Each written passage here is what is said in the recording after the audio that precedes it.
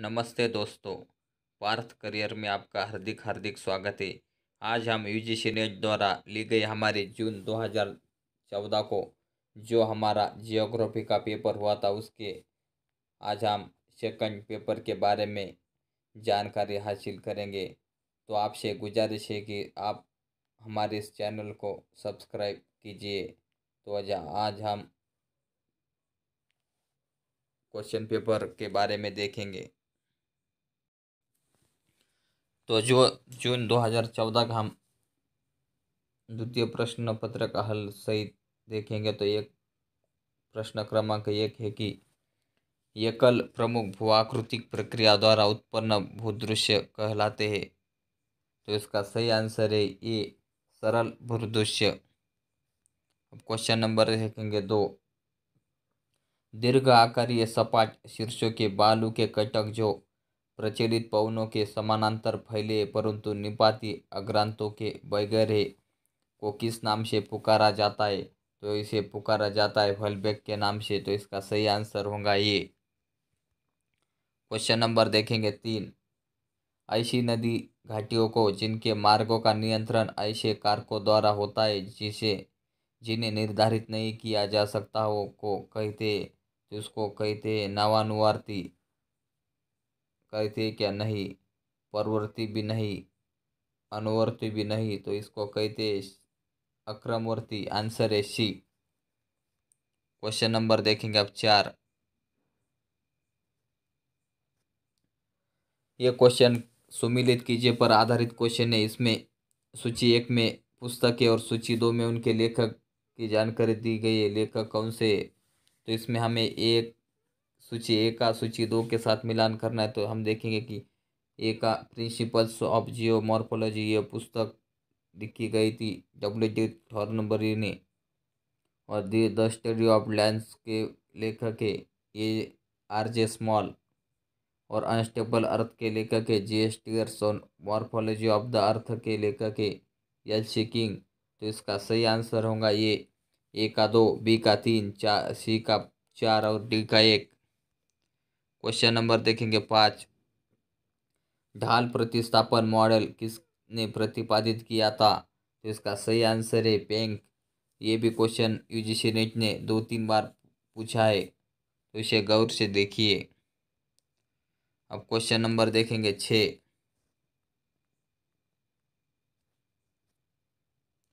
निम्नलिखित में से किसने अवलोकन किया कि तिब्बती पठार का ग्रीष्म तापन भारत पर मानसूनी परिसंचरण के लिए सर्वाधिक महत्वपूर्ण कारक है? तो इसका सही आंसर है बी, क्वेटेश्वरम। क्वेश्चन नंबर देखेंगे 7।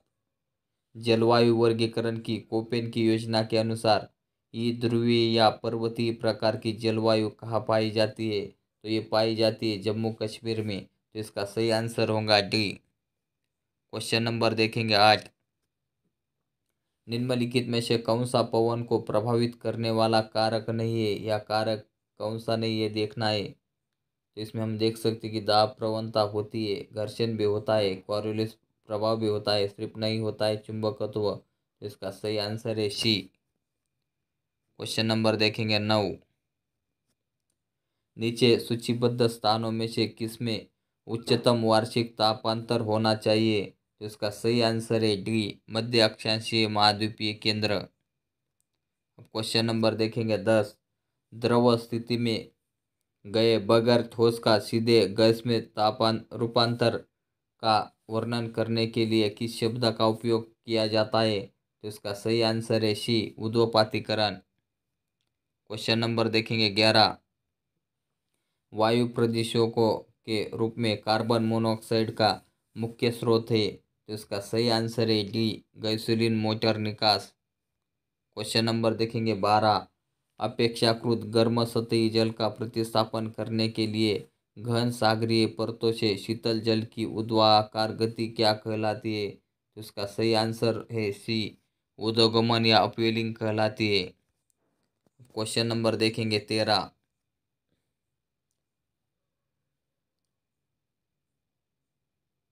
निम्नलिखित में से कौन से प्रकार के समुद्री सतही तलछट में चूनायुक्त और सिलिकामय सिंधुपक समाविष्ट है। तो इसका सही आंसर होगा सी, जीवजात बायोजिनस। क्वेश्चन नंबर देखेंगे 14।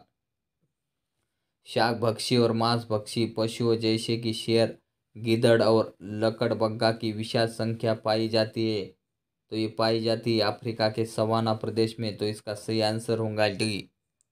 अब क्वेश्चन नंबर देखेंगे हम 15। यह सुमिलित कीजिए पर आधारित क्वेश्चन है। इसमें सूची 1 और सूची 2 दी गई है। तो सूची 1 का सूची 2 से हमें मिलान करना है। तो इसमें हम देख सकते हैं कि हरित पादप बनता है। हरित पादप कौन बनाता है? तो ये बनाता है उत्पादक, पशु परजीवी पर निर्भर करता है, द्वितीयक उपभोक्ता, पादप परजीवी पर प्राथमिक उपभोक्ता और कवक पर अपघटक। तो इसका सही आंसर होगा ए। क्वेश्चन नंबर देखेंगे आप 16।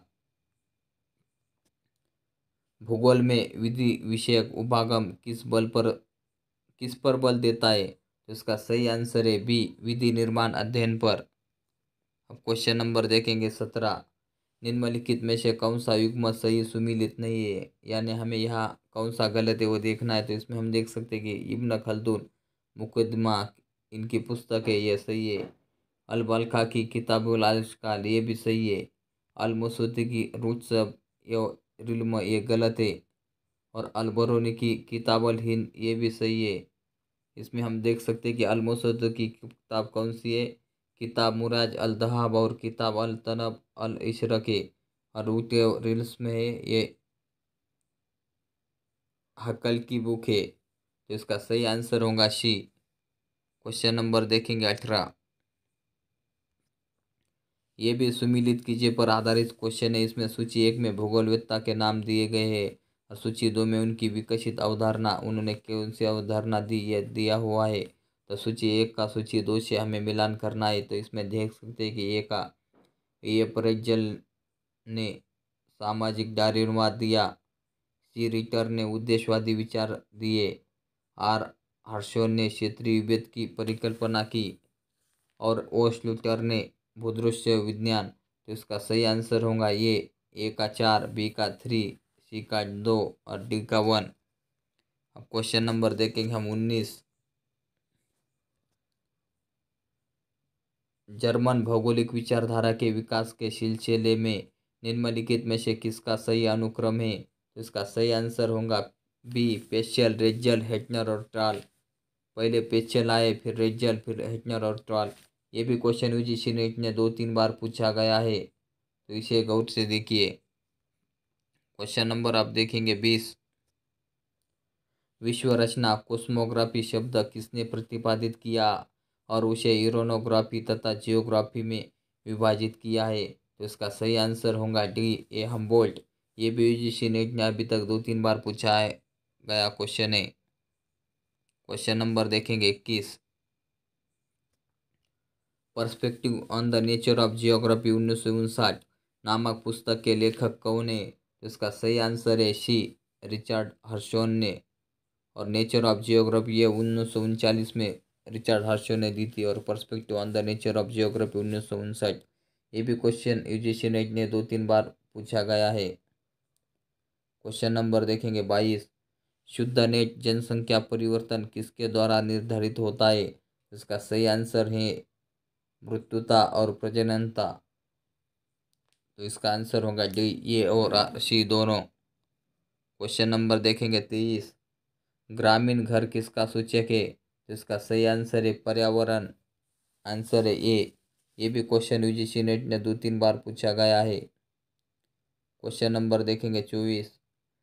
नगरीय वृद्धि की गति के में प्रारंभ की अवस्था किससे संबंधित है? तो इसका सही आंसर होगा ये, वह कारक जो एक विशेष स्थान में नगर को जन्म देता है। अब क्वेश्चन नंबर देखेंगे 25।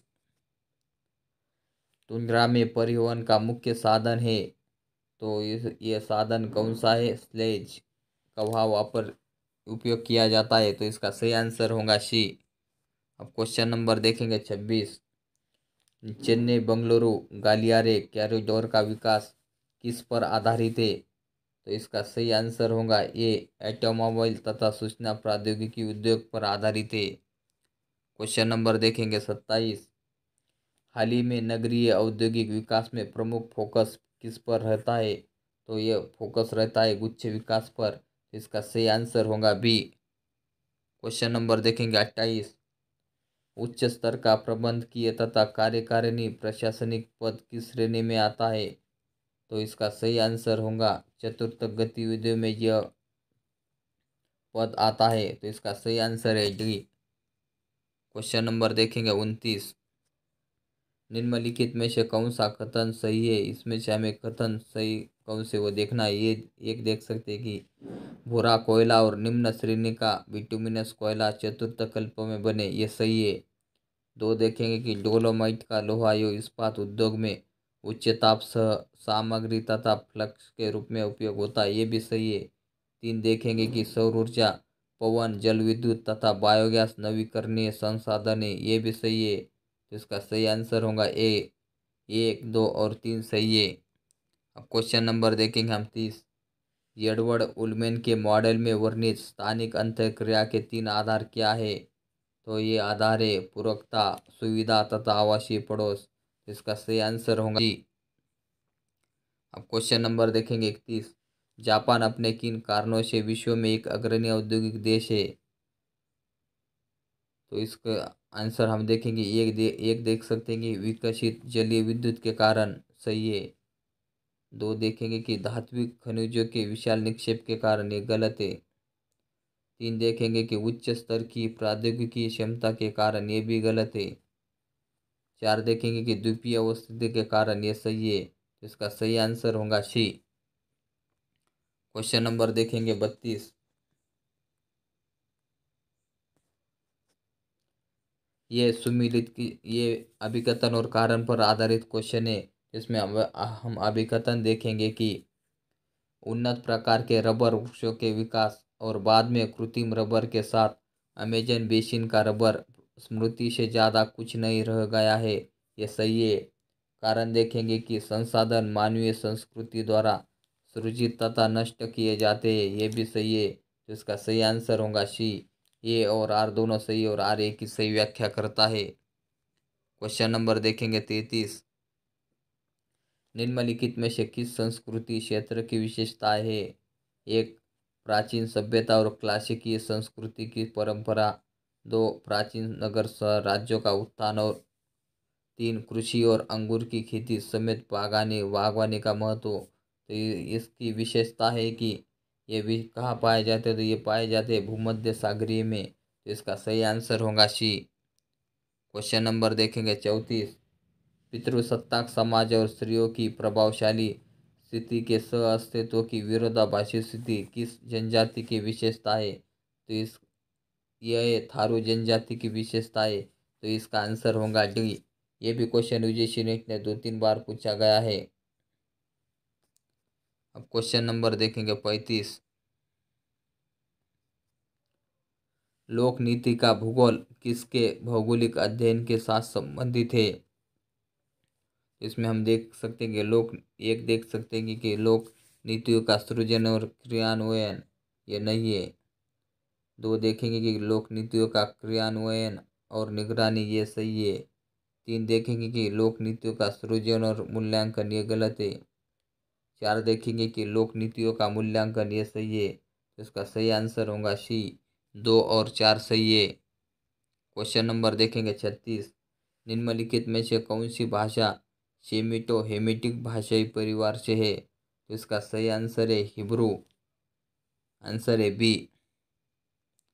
क्वेश्चन नंबर देखेंगे 37। जो पूर्वी यूरोप पर शासन करता है वह हृदय स्थल पर शासन करता है। जो हृदय स्थल पर शासन करता है वह विश्व धूप को वश में रखता है, यह किसका कथन है? तो यह कथन है मैकिंडर का। तो इसका सही आंसर होगा ए। क्वेश्चन नंबर देखेंगे 38 यानी 37।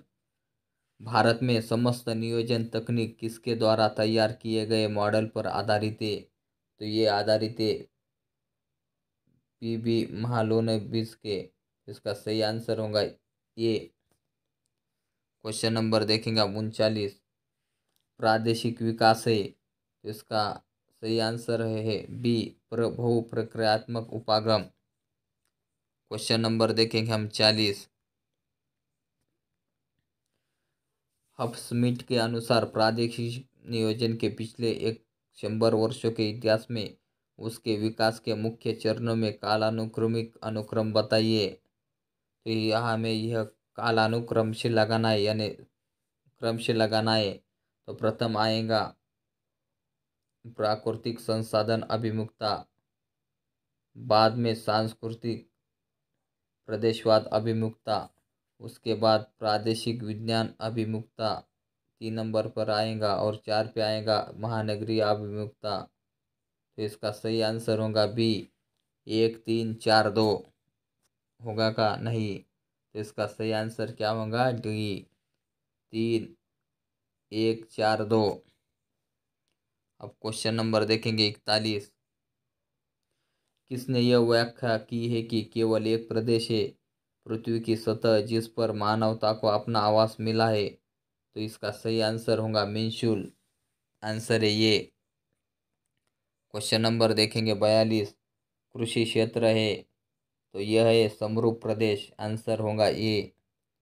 क्वेश्चन नंबर देखेंगे 43, दक्षिण से उत्तर तक हिमालय की श्रेणियों के निम्नलिखित अनुक्रमों में से कौन सा सही है। तो ये इसका अनुक्रम ऊपर से नीचे देखना है कि ऊपर नीचे से ऊपर हमें जाना है, यानी हमें दक्षिण से उत्तर। तो इसका सही आंसर होगा डी, फिर पंजाब, उसके बाद झांसकर, उसके बाद लद्दाख, और बाद में है काराकोरम। ये सबसे बड़ी श्रेणी है, तो इसका आंसर होगा डी। क्वेश्चन नंबर देखेंगे 44, कोयले के उत्पादन की मात्रा तथा गुणवत्ता के संबंध में भारत का सबसे पुरातन तथा सबसे समृद्ध कोयला क्षेत्र कौन सा है। तो ये कोयला क्षेत्र है रानीगंज, ये पश्चिम बंगाल में पाया जाता है। तो इसका सही आंसर होगा सी। अब क्वेश्चन नंबर देखेंगे 45, 2001 और 2011 की अवधि में उच्चतम तथा निम्नतम जनसंख्या घनत्व में अंतर क्रमशः कहाँ अंकित किया गया।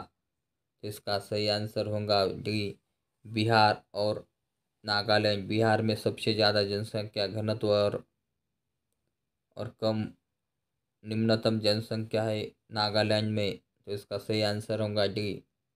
क्वेश्चन नंबर देखेंगे हम 46, 46, बृहद भारतीय मरुस्थल में सिंचाई का सर्वाधिक महत्वपूर्ण स्रोत क्या है। तो यहाँ पे स्रोत है नहर, तो आंसर होगा ये। क्वेश्चन नंबर देखेंगे 47, सबसे लंबी पश्चिम की ओर बहने वाली प्रायद्वीपीय नदी कौन सी है। तो ये नदी है नर्मदा, आंसर होगा सी। क्वेश्चन नंबर देखेंगे 48, यह यह क्वेश्चन सुमिलित कीजिए पर आधारित है। इसमें सूची 1 में स्पेक्ट्रमी बैंड और सूची 2 में तरंग दैर्ध्य दिए गए हैं, और इसे हमें यहाँ मिलान करना है। तो ए का मिलान बी से देखेंगे, ये है दृश्यमान क्षेत्र, इसका तरंग दैर्ध्य 0.4 से 0.7 सूक्ष्म मीटर। यह क्वेश्चन बहुत बार बार पूछा जाता है। लगभग अवरक्त का है 0.7 से 3.0 सूक्ष्म मीटर। सूक्ष्म तरंग है 1 मिमी से 1.0 मीटर, और तापीय अवरक्त है 8 से 12 सूक्ष्म मीटर। तो इसका सही आंसर होगा सी, ए का 4, बी का 3, सी का 2 और डी का 1। अब क्वेश्चन नंबर देखेंगे 49, निम्नलिखित में से किस प्रकार के आंकड़े का वितरण दर्शाने के लिए प्रवाही मानचित्र का उपयोग किया जाता है। तो ये उपयोग किया जाता है रेखा से। तो इसका सही आंसर होगा ये। अब क्वेश्चन नंबर देखेंगे 50, संचयी आवृत्ति वितरण किसके द्वारा दर्शाया जाता है। तो ये दर्शाया जाता है त्वरण अवयव के द्वारा। तो इसका सही आंसर होगा सी। ये भी क्वेश्चन ने अभी तक 2 बार पूछा है, तो आप इसे गौर से पढ़िए और आने वाले एग्ज़ाम की अच्छे से तैयारी कीजिए, क्योंकि ये इसमें से कुछ कुछ क्वेश्चन रिपीट होते हैं। तो कल हम ऐसे 2014 को जो हमारा यूजीसी नेट ज्योग्राफी का थर्ड पेपर है उसके बारे में जानकारी हासिल करेंगे। शुक्रिया।